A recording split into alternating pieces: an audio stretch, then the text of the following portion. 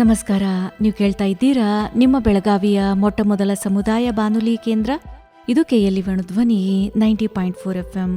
ನಮ್ಮ ಇಂದಿನ ವಿಶೇಷ ಆರೋಗ್ಯ ದರ್ಶನ ಕಾರ್ಯಕ್ರಮಕ್ಕೆ ಎಂದಿನಂತೆ ಪ್ರೀತಿಯ ಸ್ವಾಗತ ಕೋರ್ತಾ ಇದ್ದೀನಿ. ನಾನು ಅನುಪಮಾ.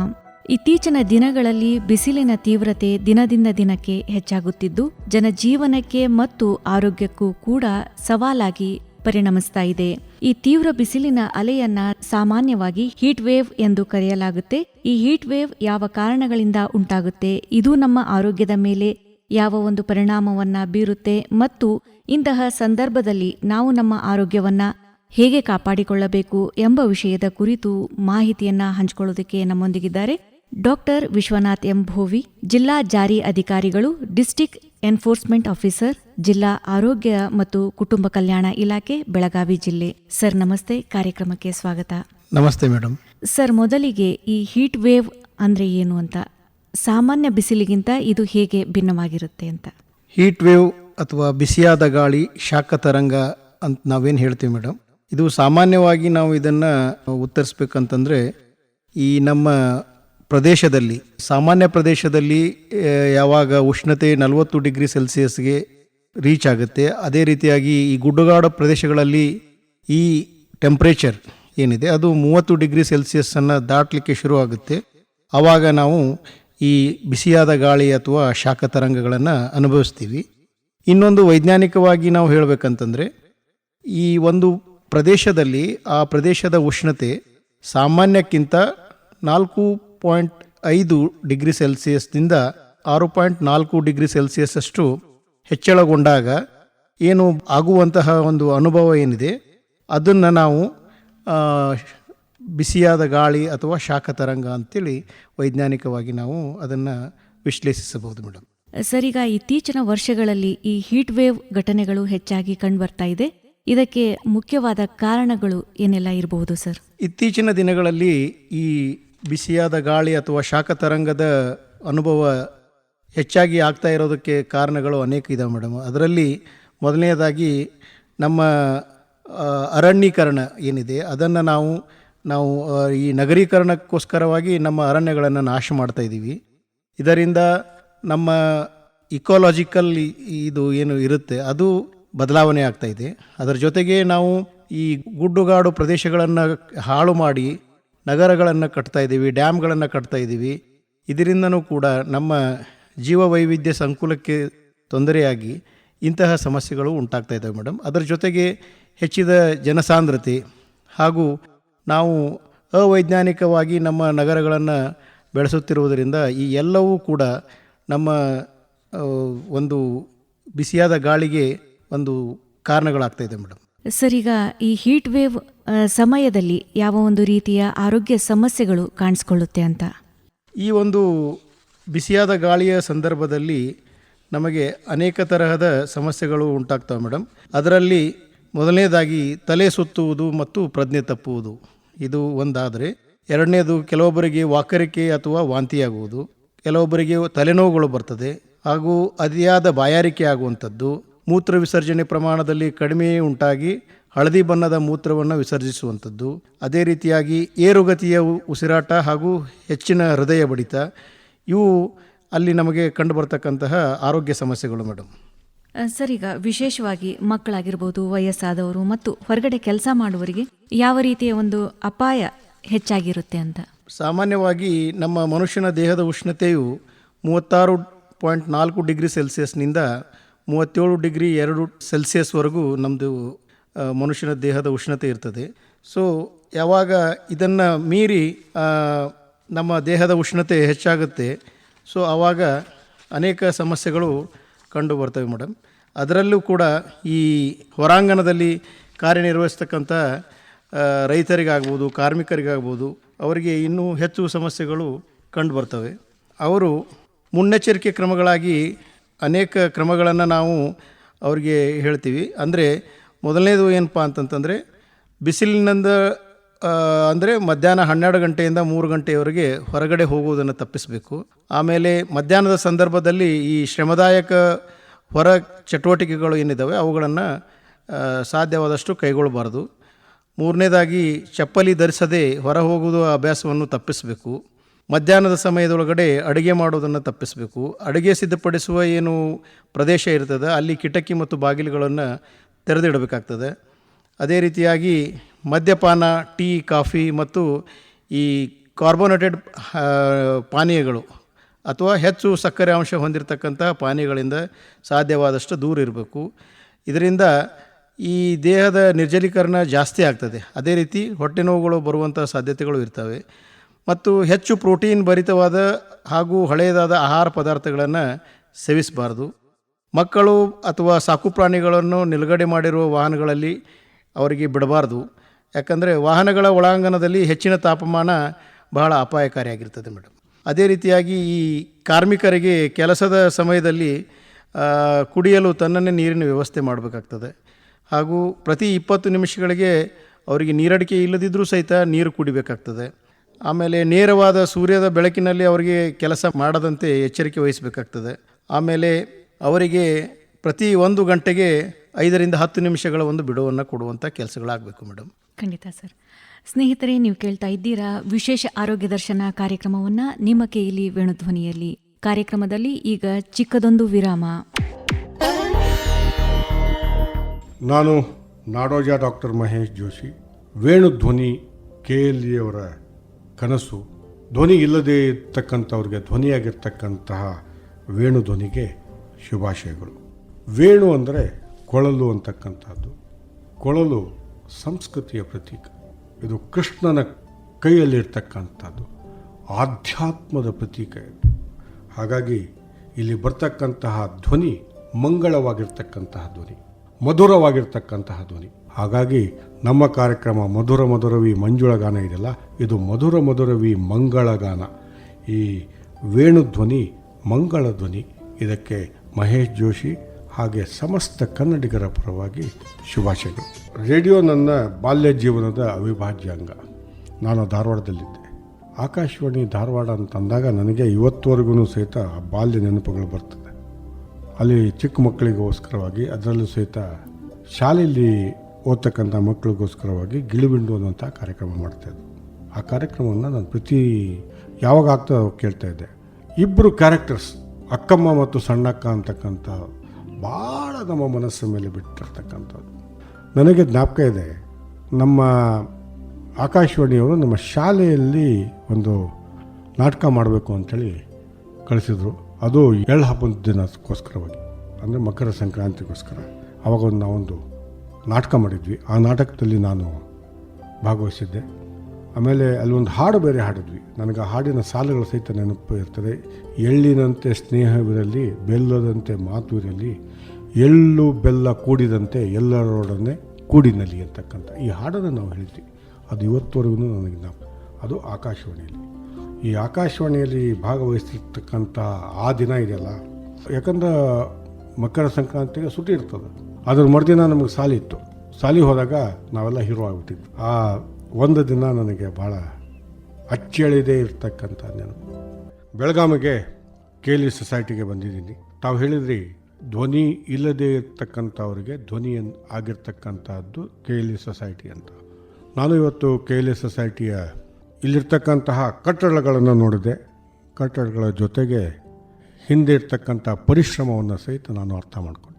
KLE ಸೊಸೈಟಿಯನ್ನು ಇಷ್ಟರ ಮಟ್ಟಿಗೆ ತಂದಂತಹ ಪ್ರಭಾಕರ್ ಕೋರೆಯವರನ್ನು ನಾವು ಎಷ್ಟು ಶ್ಲಾಘಿಸಿದ್ರು ಅದು ಕಡಿಮೆನೇ. ಒಂದು ಸಂಸ್ಥೆಯನ್ನು ಕಟ್ಟಬೇಕಾದ್ರೆ ಎಷ್ಟು ಕಷ್ಟ ಇರ್ತದೆ. ಇದು ಒಂದು ಸಂಸ್ಥೆ ಅಲ್ಲ, ಇದೊಂದು ಸಾಮಂತ ಇದ್ದಂಗೆ ಅಂತ. ಅಷ್ಟು ಕಟ್ಟಬೇಕಾದ್ರೆ ಅವ್ರು ಪಟ್ಟಂಥ ಪರಿಶ್ರಮ, ಮುಂದಾಲೋಚನೆ, ಜೊತೆಗೆ ಭಾಗದ ಜನಗಳಿಗೆ ಏನಾದ್ರು ಮಾಡಬೇಕು ಅನ್ನುವಂತಹ ತವಕ, ಇವೆಲ್ಲ ಒಟ್ಟುಗೂಡಿ ಇವತ್ತು KLE ಸೊಸೈಟಿ ಆಗಿದೆ. ಹಾಗಾಗಿ KLE ಸೊಸೈಟಿಗೆ ನಾನು ಕೊಟ್ಟಿರ್ತಕ್ಕಂತಹ ಭೇಟಿ ಭಾಳ ಸಾರ್ಥಕ ಆಗಿರ್ತಕ್ಕಂಥದ್ದು ಅಂತ ನನ್ನ ಭಾವನೆ. समझे आपकी हर हेल्थ प्रॉब्लम्स की बात, वर्ल्ड क्लास ट्रीटमेंट हर दिन और रात, KLE का हाथ आपके साथ, आपके साथ. KLE Society's Dr. Prabhakar Kore Super Speciality Hospital. Cure for all health related problems. Experienced doctors and ultra modern facilities के साथ KLE Society's Dr. Prabhakar Kore Super Speciality Hospital and Medical Research Center, Nehru Nagar, Belagavi. Call 08312 473777. ಕೇಯಲಿ ಕನಸು ನನಸದ ವೇಣುಧ್ವನಿ ವೇಣುಧ್ವನಿ. ಕಾರ್ಯಕ್ರಮಕ್ಕೆ ಮತ್ತೆ ಪ್ರೀತಿಯ ಸ್ವಾಗತ. ಕಾರ್ಯಕ್ರಮದಲ್ಲಿ ನಮ್ಮೊಂದಿಗಿದ್ದಾರೆ doctor Vishwanath M Bhovi, ಜಿಲ್ಲಾ ಜಾರಿ ಅಧಿಕಾರಿಗಳು, ಡಿಸ್ಟಿಕ್ ಎನ್ಫೋರ್ಸ್ಮೆಂಟ್ ಆಫೀಸರ್, ಜಿಲ್ಲಾ ಆರೋಗ್ಯ ಮತ್ತು ಕುಟುಂಬ ಕಲ್ಯಾಣ ಇಲಾಖೆ, ಬೆಳಗಾವಿ ಜಿಲ್ಲೆ. ಸರ್, ಇನ್ನು ದಿನದ ಯಾವ ಸಮಯದಲ್ಲಿ ಈ ಒಂದು ಬಿಸಿಲಿನ ತೀವ್ರತೆ ಹೆಚ್ಚಾಗಿರುತ್ತೆ, ಹಾಗೇನೆ ಆ ಸಮಯದಲ್ಲಿ ಜನರು ಯಾವ ರೀತಿಯ ಒಂದು ಮುಂಜಾಗ್ರತಾ ಕ್ರಮಗಳನ್ನು ವಹಿಸಬೇಕು ಸಾಮಾನ್ಯವಾಗಿ? ಈ ಬೆಳಗ್ಗೆ 10 ಗಂಟೆಯಿಂದ ಸಾಯಂಕಾಲ 4 ಗಂಟೆಯವರೆಗೆ ಈ ಬಿಸಿಲಿನ ತಾಪಮಾನ ಹೆಚ್ಚಾಗಿರ್ತದೆ. ಸೊ ಆ ಸಂದರ್ಭದಲ್ಲಿ ತೊಂದರೆಗೆ ಒಳಪಡುವಂಥ ಸಾಧ್ಯತೆಗಳು ಹೆಚ್ಚಿರ್ತವೆ. ಸೊ ಸಾಧ್ಯವಾದಷ್ಟು ಈ ಸಮಯವನ್ನು ಬಿಟ್ಟು ಉಳಿದ ಸಮಯದಲ್ಲಿ ಶ್ರಮದಾಯಕ ಕೆಲಸಗಳನ್ನಾಗಲಿ ಅಥವಾ ಹೊರಾಂಗಣದ ಚಟುವಟಿಕೆಗಳನ್ನಾಗಲಿ ಮಾಡುವಂಥ ಕೆಲಸಗಳಾಗಬೇಕು. ಈ ಬೇಸಿಗೆಯಲ್ಲಿ ವಹಿಸಬೇಕಾದಂತಹ ಕಾಳಜಿಗಳು ಏನಪ್ಪ ಅಂತಂತಂದರೆ, ಮೊದಲನೇದಾಗಿ ಸಡಿಲವಾದ ಮತ್ತು ತೆಳು ಬಣ್ಣದ ಹತ್ತಿಯ ಬಟ್ಟೆಗಳನ್ನು ಸಾಧ್ಯ ಆದಷ್ಟು ನಾವು ಧರಿಸಬೇಕು. ಎರಡನೇದು, ಕೈಗೆ ಸಿಗುವಂತೆ ಕುಡಿಯುವ ನೀರುಗಳನ್ನು ಇಟ್ಕೋಬೇಕು. ಪ್ರತಿಯೊಬ್ಬರು ತಮ್ಮ ನೀರಿನ ಬಾಟಲ್ಗಳನ್ನು ಕ್ಯಾರಿ ಮಾಡಬೇಕು. ಒಂದು ವೇಳೆ ಕೆಲಸಕ್ಕೆ ಹೋಗ್ತಾ ಇದ್ದರೆ ತಾವು ದಯವಿಟ್ಟು ಕುಡಿಯುವ ನೀರನ್ನು ತೆಗೆದುಕೊಂಡು ಹೋಗುವಂಥ ಕೆಲಸ ಆಗಬೇಕು. ಮತ್ತು ಆವಾಗ ಮಧ್ಯದಲ್ಲಿ ಈ ನಮ್ಮ ಹಣ್ಣಿನ ರಸಗಳು ಅಥವಾ ಮಜ್ಜಿಗೆ ಇರಬಹುದು, ಅಥವಾ ಈ ಸಂದರ್ಭದಲ್ಲಿ ಸಿಕ್ತಂತಹ ಹಣ್ಣುಗಳನ್ನು ಮತ್ತು ಉಪ್ಪು ಮಿಶ್ರಿತ ಸಕ್ಕರೆ ನೀರನ್ನು ಕುಡಿಯುವಂತಹ ಒಂದು ವಿಧಾನವನ್ನು ಅಳವಡಿಸ್ಕೊಳ್ಬೇಕು. ಆಮೇಲೆ ಈ ಹತ್ತಿಯ ನುಣುಪಾದ ಬಟ್ಟೆ ಅಥವಾ ಟಿಶ್ಯೂ ಕರವಸ್ತ್ರದಿಂದ ಬೆವರನ್ನು ಒರೆಸ್ಕೊಳ್ತಾ ಇರಬೇಕು. ಬೆಚ್ಚಗಿನ ಮಸಾಲೆ ರಹಿತ ಶುದ್ಧ ಸಾತ್ವಿಕ ಆಹಾರವನ್ನು ಸೇವಿಸಬೇಕು. ಗಾಳಿ ಆಡುವಂತಿರುವಂಥ ಚಪ್ಪಲಿಗಳನ್ನು ಧರಿಸಬೇಕು. ಇವೆಲ್ಲ ವಿಶೇಷವಾದ ಕಾಳಜಿಗಳನ್ನು ಬೇಸಿಗೆ ಸಮಯದಲ್ಲಿ ನಿರ್ವಹಿಸಬೇಕು ಮೇಡಮ್. ಸರ್, ಇನ್ನು ವಿಶೇಷವಾಗಿ ಈಗ ಶಾಲೆಗೆ ಹೋಗುವಂಥ ಮಕ್ಕಳಾಗಿರ್ಬೋದು ಅಥವಾ ಕಾಲೇಜಿಗೆ ಹೋಗುವಂಥ ವಿದ್ಯಾರ್ಥಿಗಳು, ಅವರು ಯಾವ ರೀತಿಯ ಒಂದು ಮುನ್ನೆಚ್ಚರಿಕಾ ಕ್ರಮಗಳನ್ನು ಅನುಸರಿಸಬೇಕು? ಅವರಿಗೂ ಕೂಡ ಇಲ್ಲಿವರೆಗೂ ಏನು ಹೇಳಿದ್ದೀವಿ, ಇದೇ ವಿಶೇಷವಾದ ಕಾಳಜಿಗಳನ್ನು ವಹಿಸಬೇಕು. ಆದರೆ ಈ ಮಧ್ಯಾಹ್ನದ ಹೊತ್ತಿನಲ್ಲಿ 12 ಗಂಟೆ ನಂತರ ಹೊರಾಂಗಣದಲ್ಲಿ ಅವರಿಗೆ ಆಟ ಆಡಲಿಕ್ಕೆ ಆಗಲಿ ಅಥವಾ ಹೊರಾಂಗಣದ ಏನು ಚಟುವಟಿಕೆಗಳನ್ನು ಸಾಧ್ಯವಾದಷ್ಟು ನಿರ್ಬಂಧಿಸಬೇಕಾಗ್ತದೆ. ಮತ್ತು ಅವರಿಗೆ ಶುದ್ಧವಾದ ಕುಡಿಯುವ ನೀರಿನ ವ್ಯವಸ್ಥೆಗಳನ್ನು ಮಾಡಬೇಕಾಗ್ತದೆ. ಅವರ ಆಹಾರ ತೆಗೆದುಕೊಳ್ಳುವ ಒಂದು ವಿಧಾನಗಳಲ್ಲೂ ಸಹಿತ ಅವರಿಗೆ ಕಟ್ಟುನಿಟ್ಟಿನ ಕ್ರಮಗಳನ್ನು ತೆಗೆದುಕೊಳ್ಳಬೇಕು. ಮತ್ತು ಮನೆಯಲ್ಲಿ ಹೆಚ್ಚು ಕ್ಲೀನ್ಲಿನೆಸ್, ಸ್ವಚ್ಛತೆಯನ್ನು ಕಾಪಾಡಲಿಕ್ಕೆ ಹೆಚ್ಚು ಅವರಿಗೆ ಆದ್ಯತೆಯನ್ನು ಕೊಡಲಿಕ್ಕೆ ತಿಳಿಸ್ಬೇಕು ಮೇಡಮ್. ಸರ್, ಇನ್ನು ಈ ಒಂದು ತಾಪಘಾತ, ಬಿಸಿಲಿನ ಹೊಡೆತ, ಹೀಟ್ ಸ್ಟ್ರೋಕ್ ಬಂದಾಗ ಸಾಮಾನ್ಯವಾಗಿ ಯಾವ ಒಂದು ಲಕ್ಷಣಗಳು ಕಾಣಿಸಿಕೊಳ್ಳುತ್ತೆ ಅಂತ ಸರ್? ತಾಪಾಘಾತದಲ್ಲಿ ಮೊದಲನೆಯವಾಗಿ ಆಗತಕ್ಕಂಥದ್ದು ಚರ್ಮದ ಮೇಲೆ ಗಂಧೆಗಳು ಏಳುವಂಥದ್ದು ಮೊದಲನೇದು ಮೇಡಮ್. ಎರಡನೆಯದಾಗಿ ಮಾಂಸಖಂಡಗಳಲ್ಲಿ ಕ್ರ್ಯಾಂಪ್ಸ್ ಬರುವಂಥದ್ದು.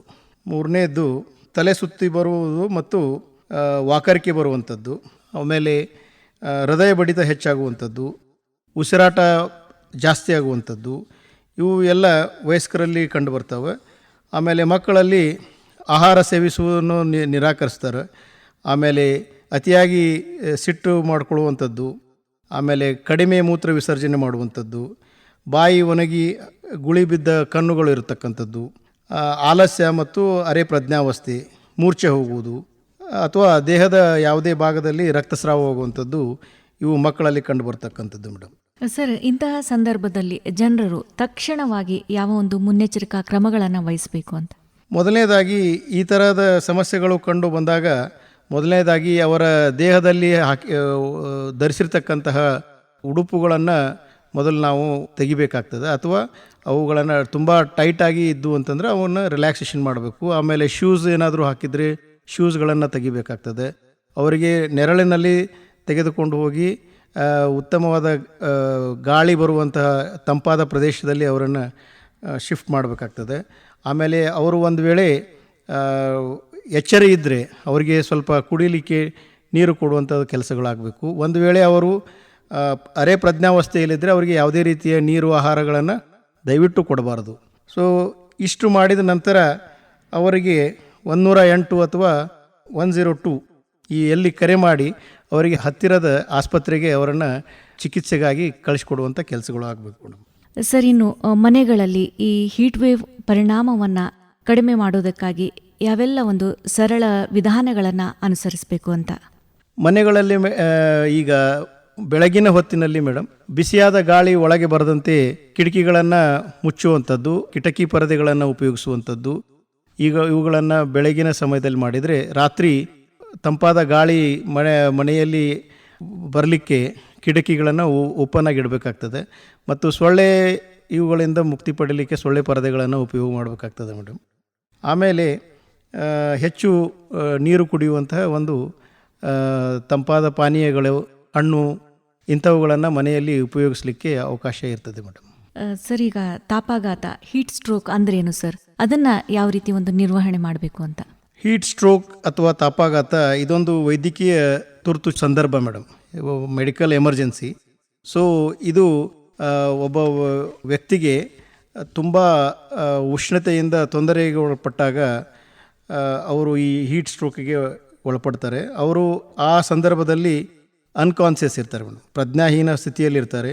ಸೊ ಅಂತಹ ಸಂದರ್ಭದಲ್ಲಿ ಅಲ್ಲಿ ಯಾರು ಅಂತಹ ಒಬ್ಬ ರೋಗಿಯನ್ನು ತಾವು ಅಥವಾ ಒಬ್ಬ ವ್ಯಕ್ತಿಯ ಈ ತಾಪಾಘಾತಕ್ಕೆ ಒಳಗಾಗಿರ್ತಾರೆ ಅಂಥವರನ್ನು ಕೂಡಲೇ ಹತ್ತಿರದ ನೆರಳಿನ ಪ್ರದೇಶದಲ್ಲಿ ತೆಗೆದುಕೊಂಡು ಹೋಗಬೇಕು. ಆಮೇಲೆ ಅವರಿಗೆ ಅವರು ಧರಿಸಿರ್ತಕ್ಕಂತಹ ಬಟ್ಟೆಗಳನ್ನು ಸ್ವಲ್ಪ ಸಡಿಲಗೊಳಿಸಬೇಕು. ಶೂ ಅಥವಾ ಚಪ್ಪಲಿಗಳನ್ನು ತೆಗಿಬೇಕಾಗ್ತದೆ. ಉತ್ತಮವಾದ ಗಾಳಿ ಬರಲಿಕ್ಕೆ ಅವಕಾಶ ಮಾಡಿಕೊಡ್ಬೇಕು.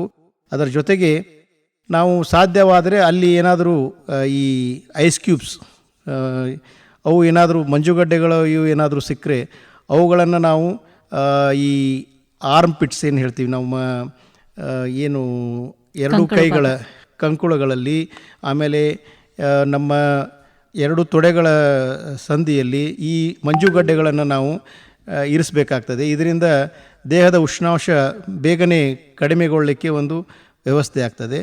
ಅದರ ಜೊತೆಗೆ ಅವರಿಗೆ ಸಾಧ್ಯವಾದಷ್ಟು ಬೇಗನೆ ನಾವು ಹತ್ತಿರದ ಆಸ್ಪತ್ರೆಗೆ ಕಳಿಸ್ಕೊಡ್ಲಿಕ್ಕೆ ಒಂದು ವ್ಯವಸ್ಥೆಯನ್ನು ಮಾಡಬೇಕು. 108 ಅಥವಾ 102 ಈ ನಂಬರ್ಗೆ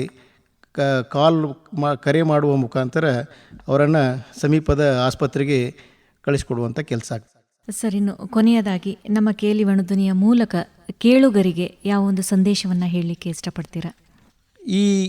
ಈಗೇನು 2-3 ತಿಂಗಳಲ್ಲಿ ನಮ್ಮದು ಈ ತೀವ್ರವಾದ ಉಷ್ಣತೆ ಅಥವಾ ಈ ಬಿಸಿಯಾದ ಗಾಳಿ ಏನು ಇರ್ತದೆ, ಇದರಿಂದ ನಮ್ಮ ಪ್ರದೇಶದ ಜನರು ಸಾಧ್ಯವಾದಷ್ಟು ತಮ್ಮ ರಕ್ಷಣೆಯನ್ನು ಮಾಡಿಕೊಳ್ಬೇಕಾಗ್ತದೆ.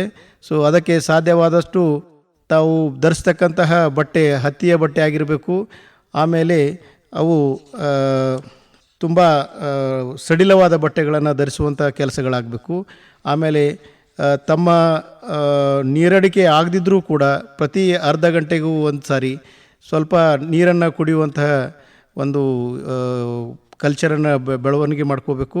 ಅದರ ಜೊತೆಗೆ ಆಹಾರ ಪದ್ಧತಿಯಲ್ಲಿ ಸಾಧ್ಯವಾದಷ್ಟು ಮದ್ಯಪಾನ, ಧೂಮ್ರಪಾನ ಹಾಗೂ ಸ್ಪೈಸಿ ಡಯಟ್ ಅಂದರೆ ಅತ್ಯಂತ ನಮ್ಮ ಮಸಾಲೆಯುಕ್ತ ಪದಾರ್ಥಗಳನ್ನಾಗಲಿ ಅಥವಾ ಕಾರ್ಬೋನೇಟೆಡ್ ಬ್ಯೂರೇಜಸ್, ಈ ಕೋಲ್ಡ್ ಡ್ರಿಂಕ್ಸು ಇಂಥವುಗಳನ್ನು ಅವಾಯ್ಡ್ ಮಾಡಬೇಕು. ಸಾಧ್ಯವಾದಷ್ಟು ಈ ಸಂದರ್ಭದಲ್ಲಿ ಸಿಗ್ತಕ್ಕಂಥ ಹಣ್ಣುಗಳನ್ನು ಧಾರಾಳವಾಗಿ ಉಪಯೋಗ ಮಾಡಬೇಕು. ಮನೆಯಲ್ಲಿ ಮಜ್ಜಿಗೆ ಅಥವಾ ಈ ಸಕ್ಕರೆ ಮತ್ತು ಉಪ್ಪನ್ನು ಮತ್ತು ನಿಂಬೆಹಣ್ಣಿನ ಈ ಮಿಶ್ರಿತ ಒಂದು ದ್ರಾವಣಗಳನ್ನು ಹೆಚ್ಚಾಗಿ ಸೇವಿಸಬೇಕು. ಮಧ್ಯಾಹ್ನದ ಹೊತ್ತಿನಲ್ಲಿ ಅಥವಾ 12 ಗಂಟೆಯಿಂದ 3 ಗಂಟೆ 4 ಗಂಟೆಯವರೆಗೆ ಏನು ಹೊರಾಂಗಣದ ಏನು ಚಟುವಟಿಕೆಗಳದಾವ ಅವುಗಳನ್ನು ಸಾಧ್ಯವಾದಷ್ಟು ನಿರ್ಬಂಧಿಸಬೇಕು.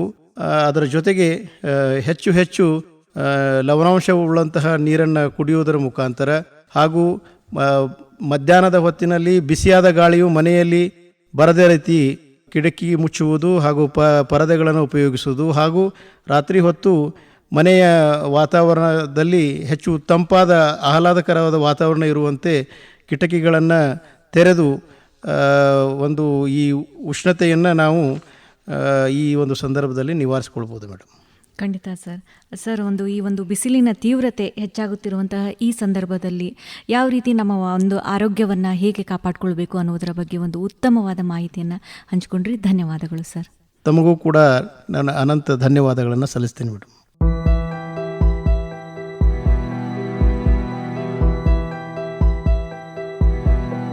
ಸ್ನೇಹಿತರೆ, ಇದಾಗಿತ್ತು ನಮ್ಮ ಇಂದಿನ ವಿಶೇಷ ಆರೋಗ್ಯ ದರ್ಶನ ಕಾರ್ಯಕ್ರಮದಲ್ಲಿ ನಮ್ಮೊಂದಿಗಿದ್ದಂತಹ ಅತಿಥಿಗಳು ಡಾಕ್ಟರ್ ವಿಶ್ವನಾಥ್ ಎಂ ಭೋವಿ, ಜಿಲ್ಲಾ ಜಾರಿ ಅಧಿಕಾರಿಗಳು, ಡಿಸ್ಟ್ರಿಕ್ಟ್ ಎನ್ಫೋರ್ಸ್ಮೆಂಟ್ ಆಫೀಸರ್, ಜಿಲ್ಲಾ ಆರೋಗ್ಯ ಮತ್ತು ಕುಟುಂಬ ಕಲ್ಯಾಣ ಇಲಾಖೆ, ಬೆಳಗಾವಿ ಜಿಲ್ಲೆ. ಮತ್ತೊಬ್ಬ ಅತಿಥಿಯೊಂದಿಗೆ ಮತ್ತೆ ಭೇಟಿ. ಹೀಗೆ ಕೇಳ್ತಾ ಇರಿ, ಇದು ಕೆಎಲ್ಇ ವೇಣುಧ್ವನಿ 90.4 FM. ನಮಸ್ಕಾರ.